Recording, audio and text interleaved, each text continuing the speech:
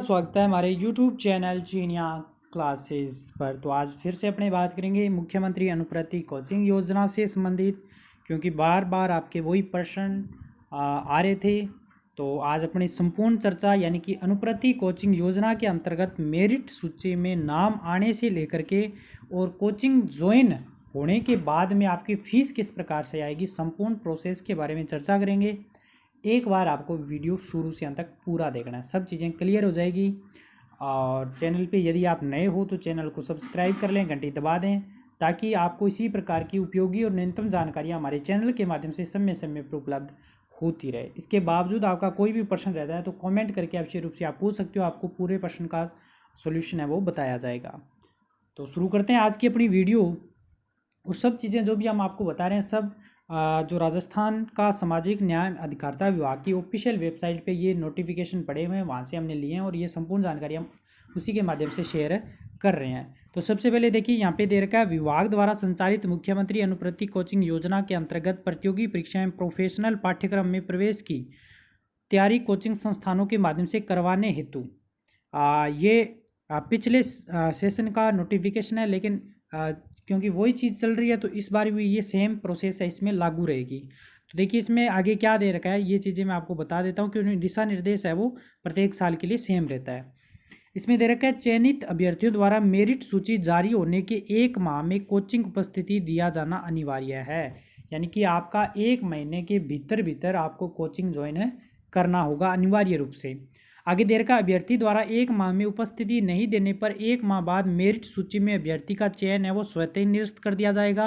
वह उसे भविष्य में पुनः अवसर नहीं दिया जाएगा। एवं प्रतीक्षा सूची से वरीयता के अनुसार अन्य अभ्यर्थियों को अवसर दिया जाएगा। यानी कि 1 महीने के तक आपको जो कोचिंग मिला है, यानी कि जो प्रोसेस पूरा होने के बाद में कोचिंग मिला है, वहाँ पर यदि आप ज्वाइनिंग नहीं लेते हो तो आपको उसके बाद में फिर से आपको मेरिट लिस्ट में नहीं रखा जाएगा और उसके बाद में फिर से नई मेरिट लिस्ट होगी जारी और उसमें नए विद्यार्थियों को मौका है वो दिया जाएगा। फिर देखिए पॉइंट नंबर 3 में कहा गया है, जिन अभ्यर्थियों द्वारा ऑनलाइन आवेदन में किसी भी दस्तावेज को अपलोड किया गया उन ऑनलाइन आवेदन पत्रों का संबंधित जिलाधिकारी द्वारा सत्यापन कर अनुमोदन किए जाने के पश्चात ही कोचिंग संस्थान में उपस्थित दिए जाने का विकल्प प्रदर्शित होगा। तो देखिए यहाँ पे अभ्यर्थियों को सबसे ज़्यादा डाउट है, सबसे ज़्यादा कन्फ्यूजन है। वो बोल रहे हैं सर DLO से अप्रूव्ड बता रहा है, अलग अलग चीज़ें, मतलब हमारा शॉर्ट लिस्टेड नाम आ रहा है। तो ये चीज़ें मैं आपको क्लियर कर देना चाहता हूँ कि आपका अनुप्रति कोचिंग मेरिट लिस्ट में नाम आने के बाद में आप जब SSO/SGE पोर्टल पे जाओगे तो वहाँ पे आप शॉर्ट लिस्टेड या DLO अप्रूव्ड दिखाएगा। तो देखिए वो प्रोसीजर तब तक दिखाता है जब तक ये जिला अधिकारी द्वारा आपके डॉक्यूमेंट का सत्यापन नहीं हो जाता। यहाँ पे सबसे जो ज़रूरी चीज़ है वो ये ध्यान रखनी है कि ये डॉक्यूमेंट जो सत्यापन है वो आपका स्वतः ही होगा। स्वतः का मतलब आपको न तो डॉक्यूमेंट लेके अपने जिला स्तर पे जाना है, ये नहीं कि आप डॉक्यूमेंट लेके और जिला अधिकारी के पास चले जाओ कि हमारा डॉक्यूमेंट वेरिफिकेशन, ऐसा कुछ नहीं है। आपने जब आवेदन किया था, फॉर्म भरा था अनुप्रति कोचिंग योजना के लिए, तो जब आपने जो भी डॉक्यूमेंट अपलोड किए हैं, चाहे आपकी मार्कशीट हो गई, चाहे आपकी जाति प्रमाण पत्र, आय प्रमाण पत्र या EWS सर्टिफिकेट, जो भी डॉक्यूमेंट अपलोड किए हैं वो स्वतः ही अपने आप ऑटोमेटिक तौर पे ऑनलाइन ही वहाँ पे आपके जिला अधिकारी के पास पहुँच जाते हैं, क्योंकि मेरिट है वो जिला वाइज जारी की गई है।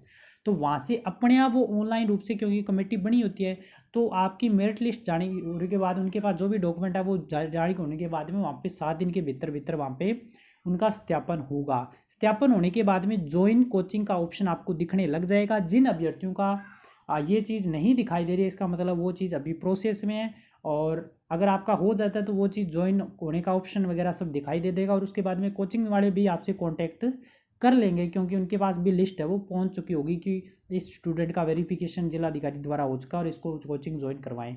तो जो चीज़ अभी प्रोसेस में चल रही है वो चीज़ तो देखिए हमारे हाथ में भी नहीं है, आपके हाथ में भी नहीं है, वो आपकी सत्यापन पे डिपेंड करता है। कुछ अभ्यर्थियों के अभी दिखा रहा है सत्यापन नहीं हुआ, तो देखिए आपका कोई भी डॉक्यूमेंट अगर सही से नहीं है, क्योंकि उसके बाद में आपको या तो आपत्ति दे दी जाएगी या फिर उसमें वो वही चीज़ रुक जाएगी। क्योंकि अगर आगे नहीं जा रहा है इसका मतलब कोई तो दिक्कत है आपका, या तो आगे वेरिफिकेशन नहीं हो पा रहा और या फिर कोई दिक्कत है। तो वो सब चीज़ें आपको वहाँ पे अपडेट आप चेक करते रहें कि आपको वहाँ पे कोई अपडेट मिला है जी पोर्टल पे, कोई नई वहाँ पे दिख रही है चीज़, क्योंकि वो चीज़ सब कुछ वेरिफिकेशन होने के बाद में कोचिंग ज्वाइन का ऑप्शन मिल जाएगा। और उसके बाद कोचिंग वाले भी अपने आप लगभग आपसे संपर्क करके आपको बुला लेंगे भी कोचिंग ज्वाइन कर लो। अगर वो चीज़ अब तक नहीं हो रही है, अप्रूव्ड नहीं हो रहा है, तो वो चीज़ मान के चलो कि अभी जिला स्तर पे ही रुकी हुई है।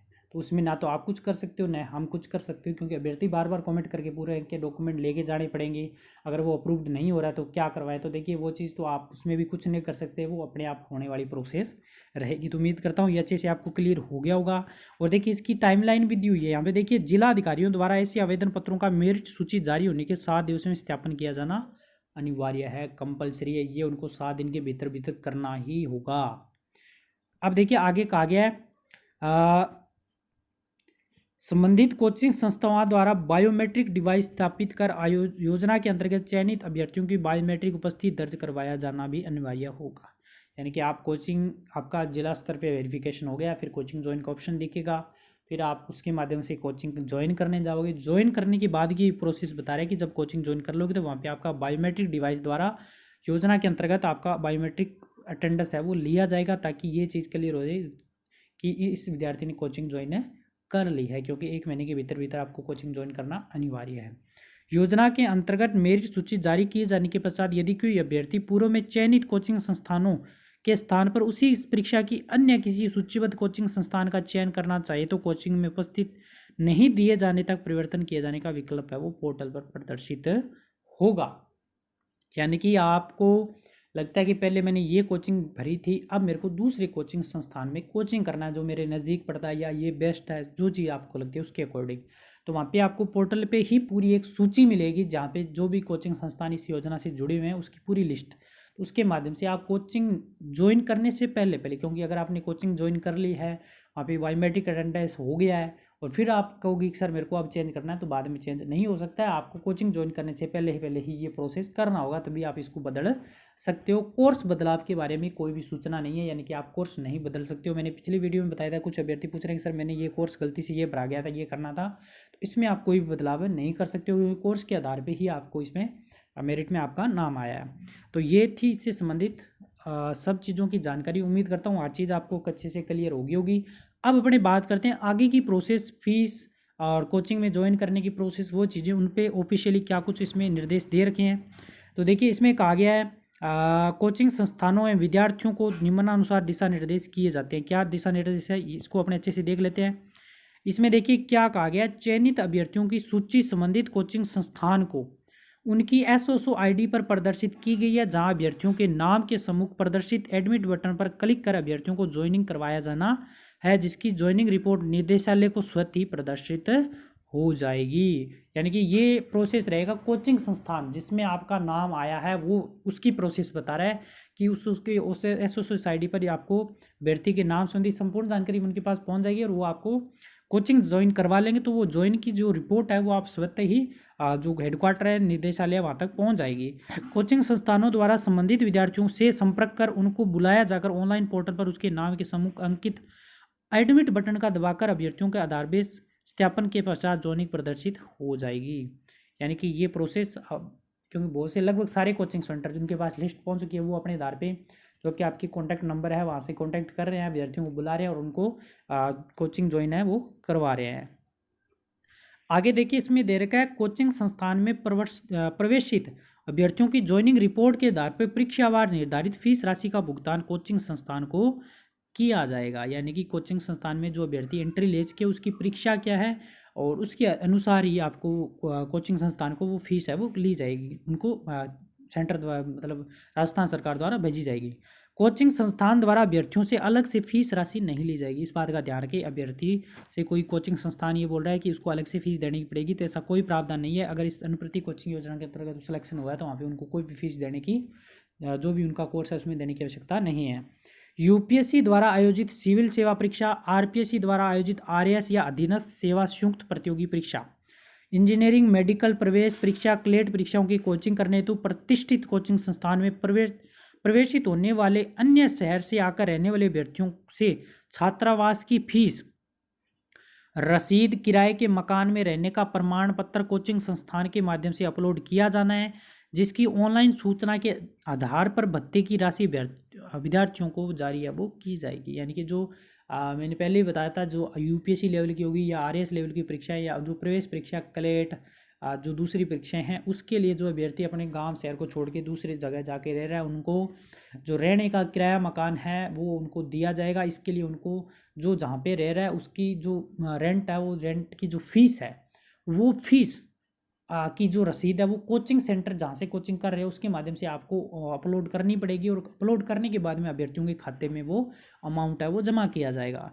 जिस अभ्यर्थी का कोचिंग हेतु चयन हुआ है उन अभ्यर्थियों को एसएससी आईडी पर शॉर्ट लिस्टेड प्रदर्शित किया गया है।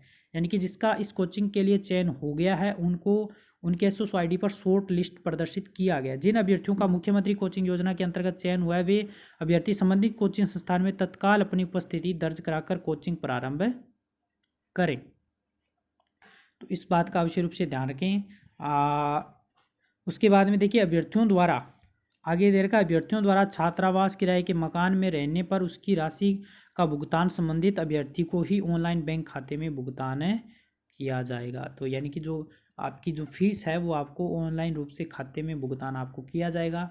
तो ये पूरा प्रोसीजर मैंने आपको बता दिया, आपको किस प्रकार से ज्वाइन करना है, कोचिंग सेंटर वालों की आगे क्या प्रोसेस रहेगी, किस प्रकार से आपकी फ़ीस और जो दूसरी रेंट का किराया वगैरह जो दूसरी कुछ परीक्षाओं में दी जाएगी, तो वो सब चीज़ें मैंने आपको अच्छे से क्लियर करवा दी। उम्मीद करता हूँ हर चीज़ आपको अच्छे से क्लियर होगी। और फिर भी आपका कोई डाउट है, कोई प्रश्न है तो कमेंट करके आप रूप से आप पूछ सकते हो, पूरा सॉल्यूशन है वो दिया जाएगा। चैनल पे बने रहें, चैनल को सब्सक्राइब कर लें। नए विद्यार्थी जो भी देख रहे हैं चैनल को अच्छे रूप से सब्सक्राइब करके घंटी दबा दें।